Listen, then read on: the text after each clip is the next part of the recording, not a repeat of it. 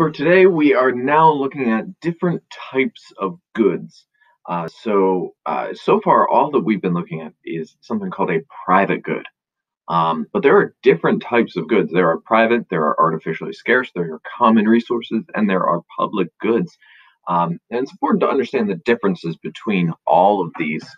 So, in brief, uh, to know about them is really it's a combination of, are they rival in consumption? So, in other words, can a lot of people consume it at the exact same time? Um, if a certain person is consuming it, does that stop somebody else from consuming it? That's rival in consumption. And is it excludable? In other words, can you stop somebody from consuming whatever good or service it is? So, markets that we've been looking at are private. Um, the efficient level of public goods is different. Public goods are things that you can't keep people out from, and they are not rival in consumption. So, if you are thinking about externality wise, it would probably be something that has a greater social benefit than a private benefit. So the efficient level of public goods is where your social cost meets your social benefit. Um, and generally speaking, how economists tend to look at this is that charity or governments step in to provide for public goods.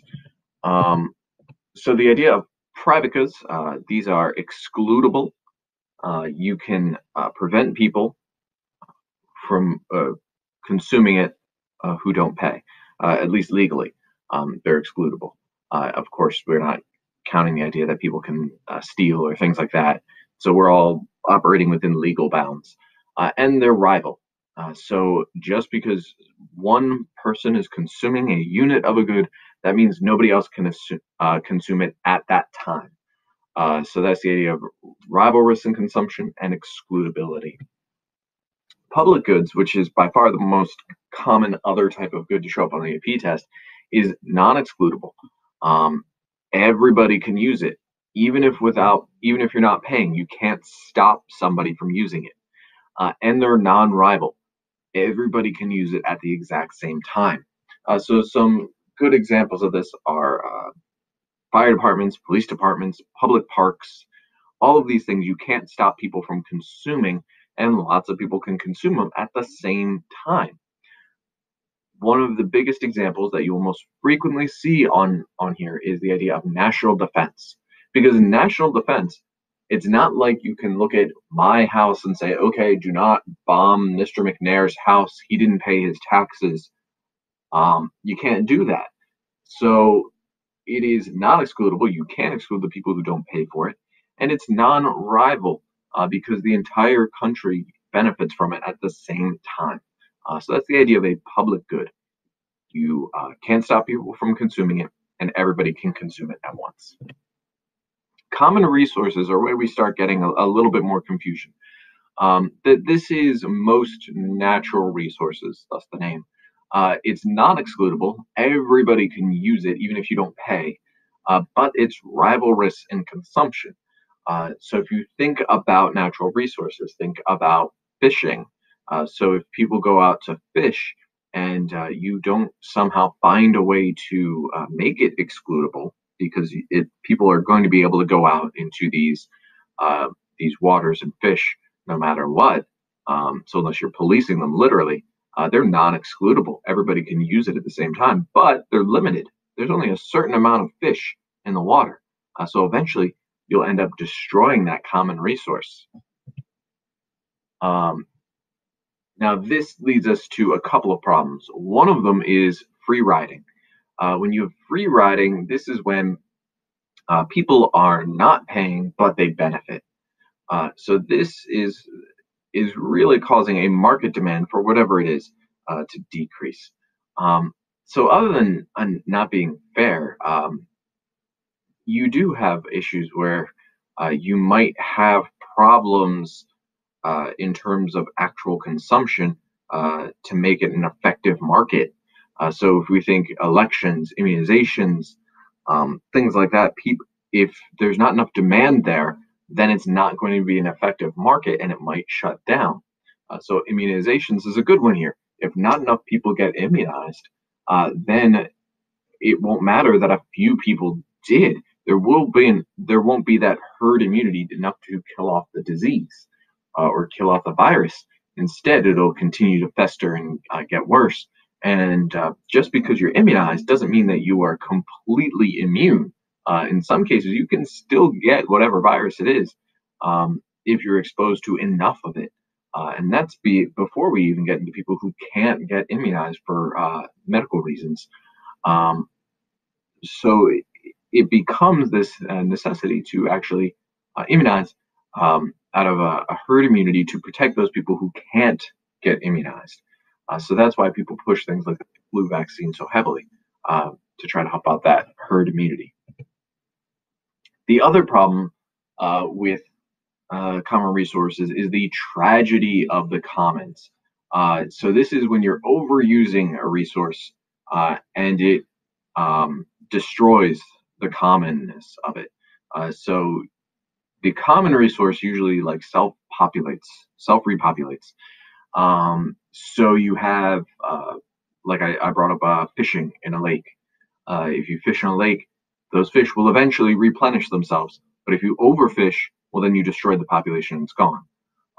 Same thing with forests and things like that. Over logging would be an example. I have peeing in the pool here as an example.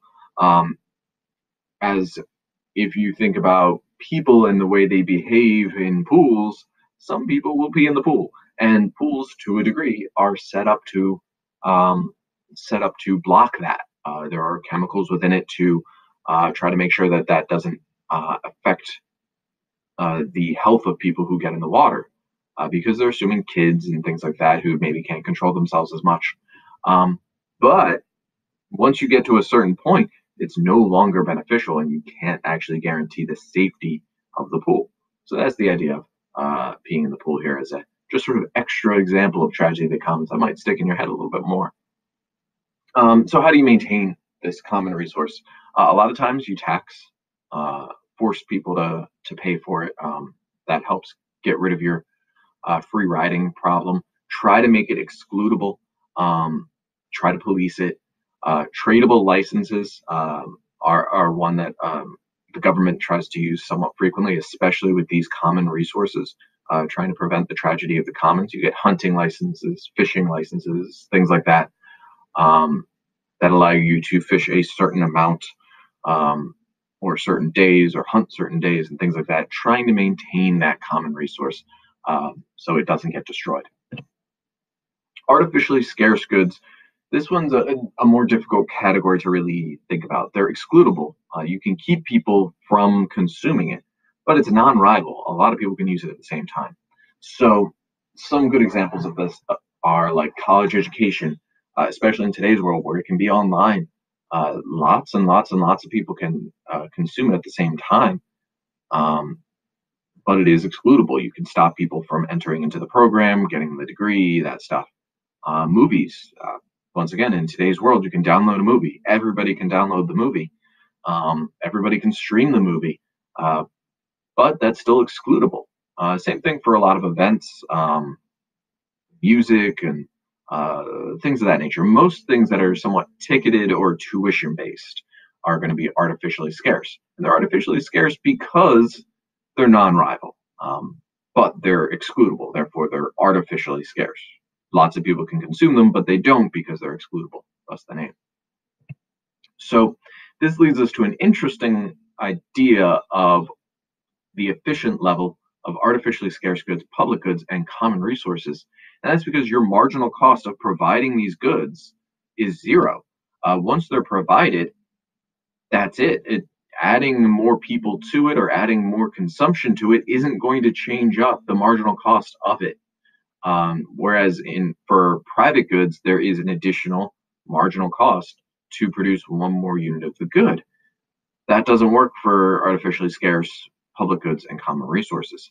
So if the marginal cost of providing the good is actually zero, since it doesn't cost any more to produce, then your MC equals MR is going to be zero.